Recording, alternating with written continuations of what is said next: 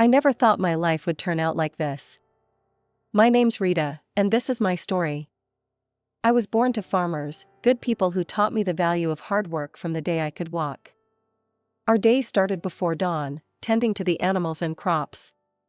Life was simple back then. I'd go to school, come home, and help around the farm.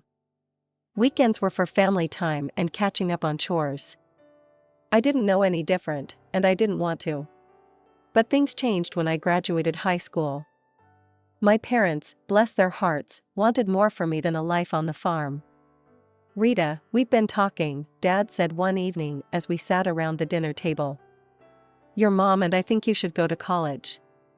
And just like that, my world expanded.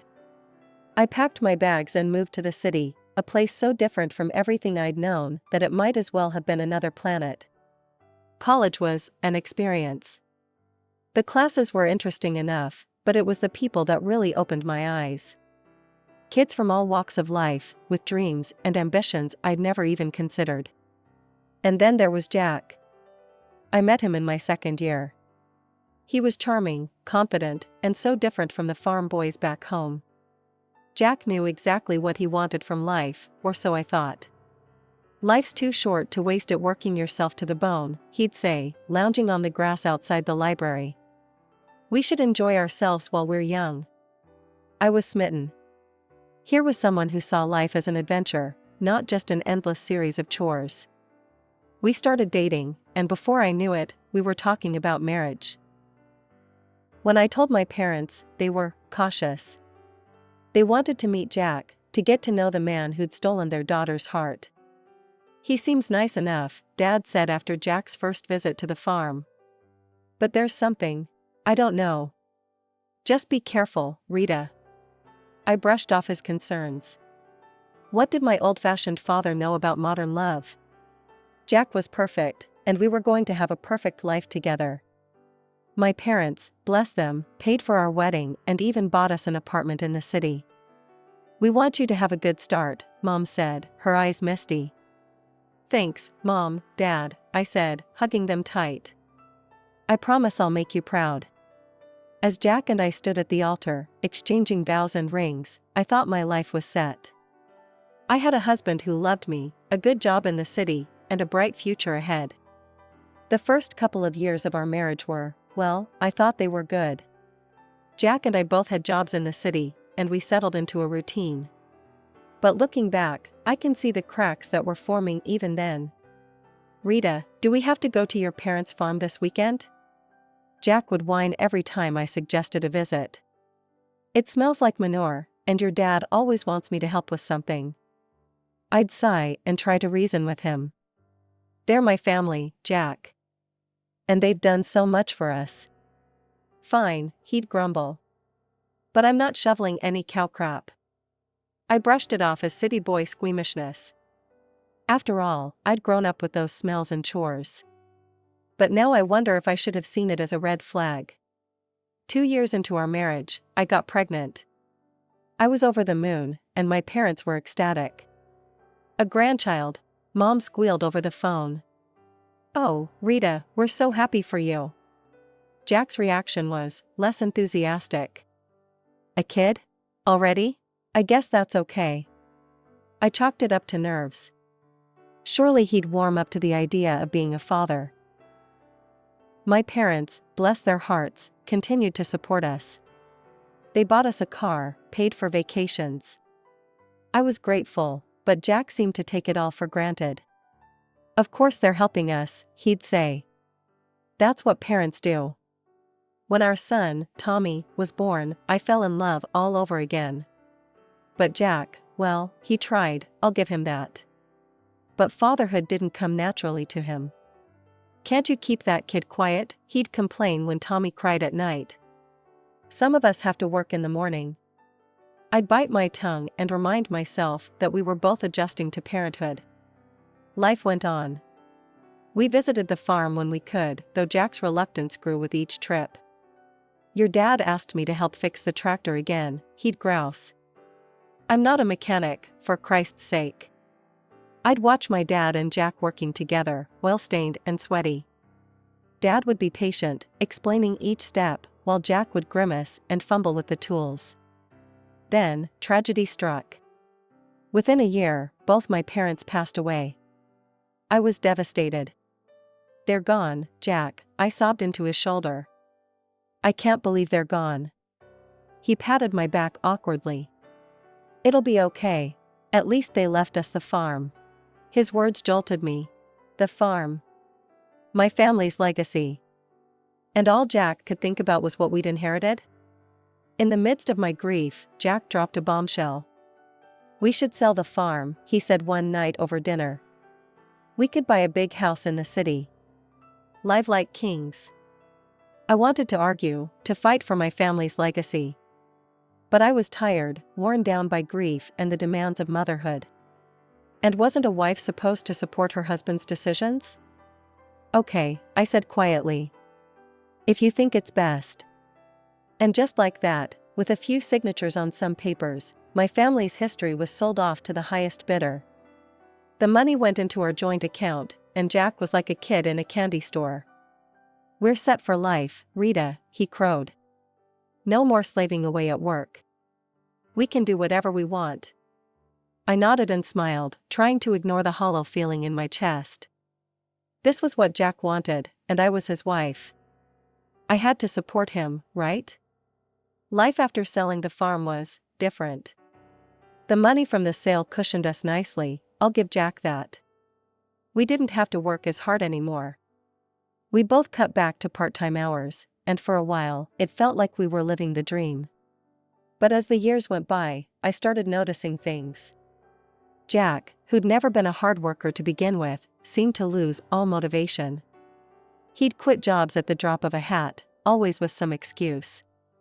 "That boss was a jerk," he'd say, or "they expected too much." "I'm not a slave, you know." I'd try to reason with him. "Jack, we can't live off the farm money forever. We need to think about our future." He'd wave me off. "Relax, Rita.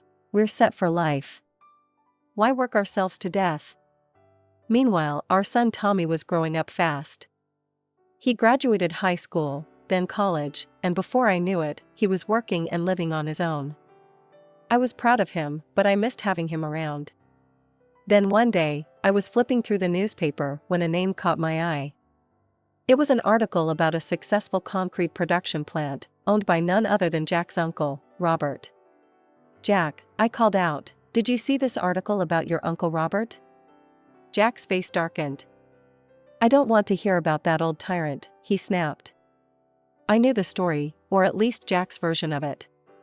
How his parents had died when he was young, leaving him in the care of his uncle.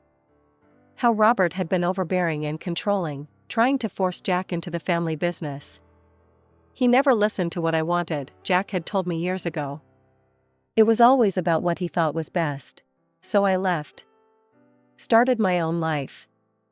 Looking at Jack now, lounging in his robe at 2 in the afternoon, I couldn't help but wonder if there was more to the story. Maybe it's time to make peace?" I suggested gently. "It's been years, Jack. People change." Jack's reaction was explosive. "Make peace? With that control freak? No way in hell, Rita. Drop it." I let it go, but the incident left me unsettled. There was so much anger there, so much resentment.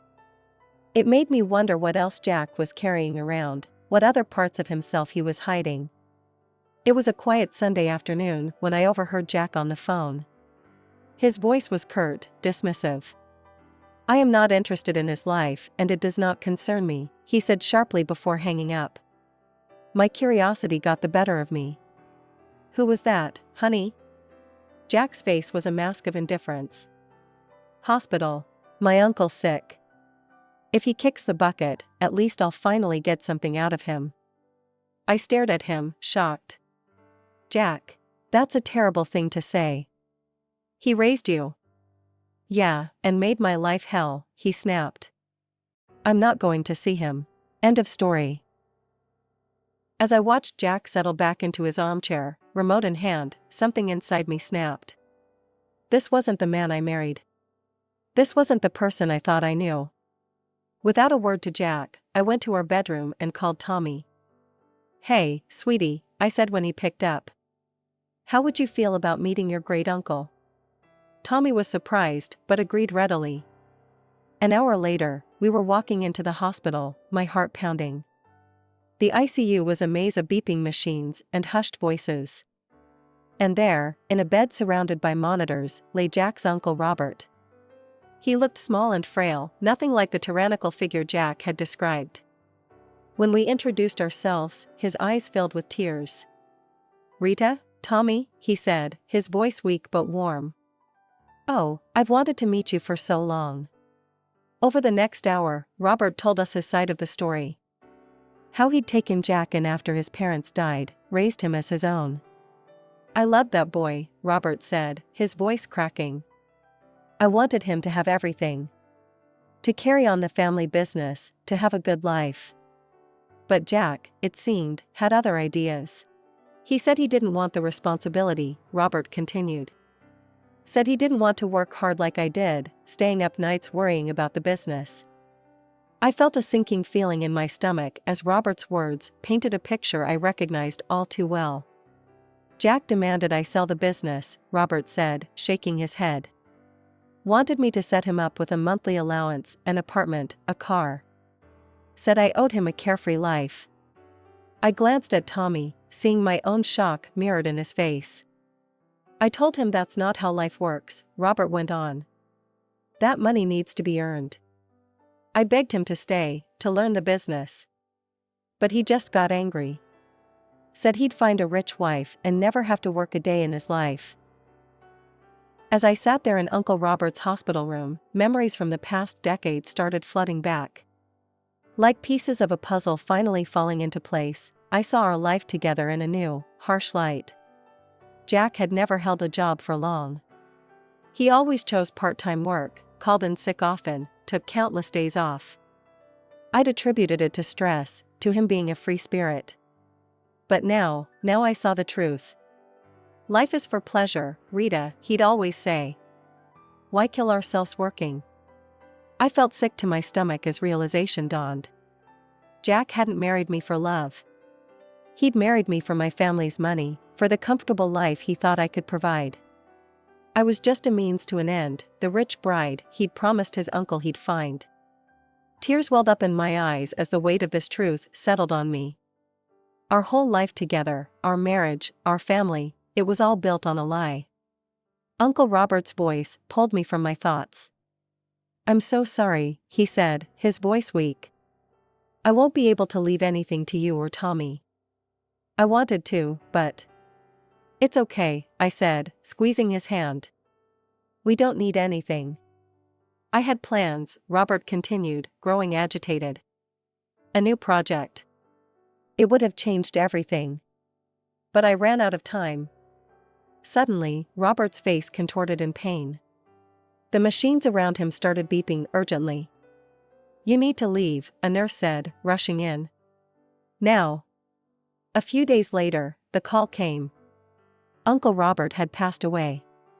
When I told Jack, his reaction made my blood run cold. "Finally," he exclaimed, a grin spreading across his face. "Took the old bastard long enough." I stared at him, disgusted. "Jack, he was your uncle. He raised you." He waved dismissively. Yeah. So, when's the funeral? Do we need to go to that?" In the end, Jack didn't attend. Tommy and I organized the funeral ourselves, a small, dignified affair that I hoped would have made Uncle Robert proud. While I was grieving for a man I'd barely known, my husband was at home, gleefully calculating his newfound wealth. "The factory's got to be worth at least 10 million, I heard him saying on the phone when I got home. "Can you believe it? I'm rich." I watched him strut around our house, boasting about his inheritance, and felt nothing but revulsion. This wasn't the man I thought I'd married. This was a stranger wearing my husband's face. And then, things got worse. "You know, Rita," Jack said one evening, his eyes cold. "You're getting kind of old for me. I think I'm ready for an upgrade." I couldn't believe what I was hearing. "Excuse me?" He shrugged, not even bothering to look ashamed. You heard me. I'm rich now. I can do better. Over the next few weeks, Jack's behavior became increasingly erratic. He'd stay out late, coming home in the early hours reeking of booze and perfume. More than once, I spotted lipstick stains on his collar. Each time I confronted him, he'd brush me off. Mind your own business, he'd sneer. You should be grateful I come home at all. As I lay awake one night, listening to Jack stumble in at 3 a.m., I realized something had to change. I couldn't keep living like this. I deserved better. But more importantly, I needed to know the truth about everything, about Jack, about the inheritance, about the life I thought we'd built together. One morning, after another night of Jack stumbling in at dawn, I'd had enough. Where were you? I demanded, my voice shaking with anger and hurt. Jack sneered, his bloodshot eyes narrowing. None of your damn business, Rita. You should be grateful I come back at all. I recoiled as if I'd been slapped. Grateful? Is that what you think our marriage is? He ignored my question, instead fixing me with a calculating look. Say, how much is left from your parents' inheritance? We must have some savings, right? The sudden change of topic threw me off guard. What, Jack, we've spent it all. The accounts are empty. His face twisted into an ugly mask of disgust. Empty? You've got to be kidding me. He paced the room, muttering to himself. Then he turned back to me, his eyes cold. Well, I guess that's it then. I'm done here. Done with you. Before I could respond, the front door opened. Tommy walked in, his eyes widening as he took in the scene. Jack's demeanor changed instantly. He plastered on a fake smile and approached our son. Tommy, my boy. Just the person I wanted to see. I need you to sign something for me. He produced a document from his pocket, thrusting it at Tommy. It's just a formality. You're renouncing any claim to Uncle Robert's estate. Since there's no will, it all comes to me anyway. Tommy glanced at me, confusion clear on his face. But after my nod, he took the paper and signed it without hesitation. Jack's grin was triumphant as he snatched back the document. Then, as if a switch had been flipped, he turned back to me, all pretense gone. I want a divorce, he announced, his voice cold and flat. I never loved you, Rita. I just tolerated you for your parents' money. But now I'm rich. I don't need you anymore. The words hit me like physical blows. Even though I'd suspected, hearing it laid out so brutally. I'm moving to Uncle Robert's house, Jack continued, already pulling out a suitcase. Don't try to contact me. It's over. And just like that, he was gone. 30 years of marriage, packed away in a suitcase, and walked out the door. I stood there, frozen, trying to process what had just happened. It felt surreal, like a bad dream I couldn't wake up from. Mom? Tommy's voice was soft, concerned. Mom, are you okay? I turned to my son, my rock, and felt the dam break. Tears streamed down my face as Tommy wrapped his arms around me. It's okay, Mom, he murmured, holding me tight. We'll get through this. You're strong. You'll be okay. As I clung to my son, sobbing into his shoulder, a small part of me marveled at the man he'd become. Kind, compassionate, everything his father wasn't. And I realized something. You're the best thing he ever did, I whispered to Tommy. The only good thing to come out of this marriage. Tommy squeezed me tighter, and in that moment, I knew that no matter what happened next, I wasn't alone. I had my son, and together, we'd face whatever came our way. The weeks following Jack's departure were a blur of pain and disbelief. I tried to keep my head high, to focus on moving forward, but it wasn't easy. Especially when Jack seemed determined to flaunt his new life in my face. It started with the Facebook posts. Pictures of Uncle Robert's mansion, now Jack's new home, flooded his timeline. I tried to ignore it, to focus on healing, but then the photos changed. A young woman started appearing in them. Blonde, beautiful, barely older than our son. In one photo, Jack had his arm around her, both of them grinning at the camera. The caption made my stomach churn. "Meet my fiancé, Candy. Upgrade complete." The call started almost immediately. Friends, acquaintances, even Tommy's old school teachers. All of them asking questions I didn't want to, answer. "Rita, dear, is everything okay? We saw Jack's posts, what's going on? Are you and Jack really?" I couldn't take it anymore. The humiliation, the constant reminders of Jack's betrayal, it was too much. So I did something I never thought I'd do. I called Jack and asked to meet, after consulting with a lawyer. The day of the meeting arrived. I waited at our old favorite cafe, divorce papers in hand. Jack swaggered in, Candy on his arm. She couldn't have been more than 25, her face caked with makeup, giggling at something Jack whispered in her ear. Well, Jack sneered, pulling out a chair for Candy. "If it isn't the old ball and chain. Candy, honey, meet Rita, the starter wife." Candy gave me a pitying look that made my blood boil. But I kept my cool. "I have the divorce papers here," I said, sliding them across the table. "I'm not asking for much. Just the house. You can keep everything else." To my surprise, he picked up the pen without argument. "Fine. Have your little house. I've got bigger and better things now." He scrawled his signature across the documents. He turned to Candy, his voice sickeningly sweet. "Now I can finally be with someone I truly love. Someone worthy of me." I gathered the papers, my hands shaking slightly. As I walked out of the cafe, I heard Jack's mocking laughter behind me. But I didn't look back. I had what I came for. The next day, I filed for divorce.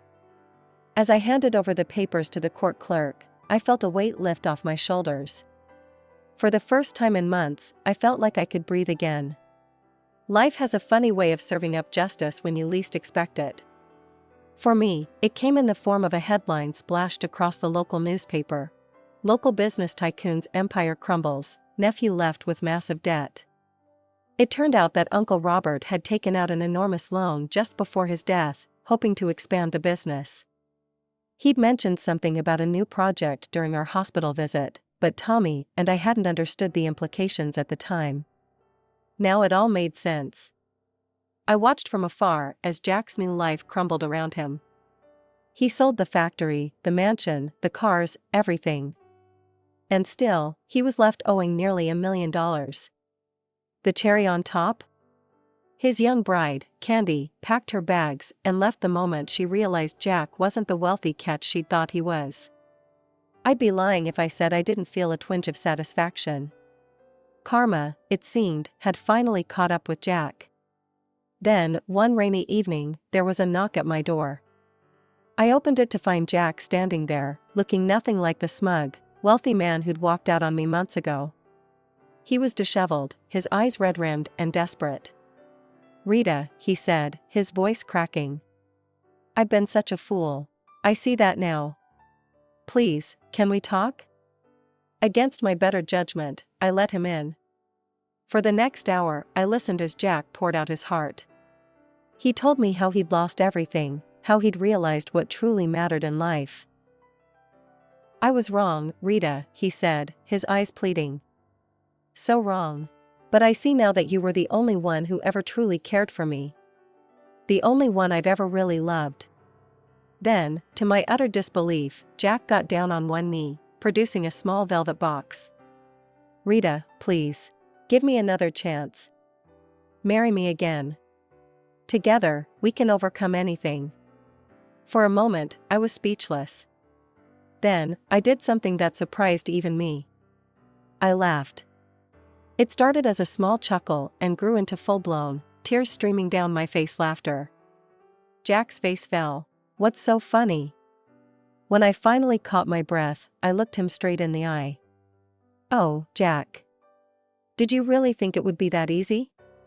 That you could treat me like garbage, throw me away, and then come crawling back when things got tough?" His expression darkened. "Now listen here," he snarled, jumping to his feet. This is my house too. I have rights. I calmly walked to the drawer where I kept our divorce papers, pulling them out and showing him his own signature. No, Jack. You don't. You signed away any claim to this house. It's mine. Now get out, or I'll call the cops. For a moment, I thought he might try to argue further. But something in my expression must have told him I meant business. Without another word, he turned and stormed out, slamming the door behind him. As soon as he was gone, I called Tommy and told him everything. My wonderful son was supportive as always. You did the right thing, Mom, he said. I'm proud of you. Those words meant more to me than he could ever know. In the weeks that followed, I made some big decisions. The house, with all its memories both good and bad, felt too big for just me. So I sold it, using the money to buy a cozy apartment in a vibrant neighborhood I'd always loved. At 60, I'm finding that life is just beginning. I've started traveling, seeing all the places Jack always promised we'd visit but never did. I've taken up painting, joined a book club, even tried my hand at salsa dancing. Every now and then, I catch a glimpse of Jack around town. He looks older now, worn down by his mistakes and misfortunes. Life didn't turn out the way I expected. But you know what? I wouldn't have it any other way. Because now, for the first time in a long time, I'm truly, completely, happily me.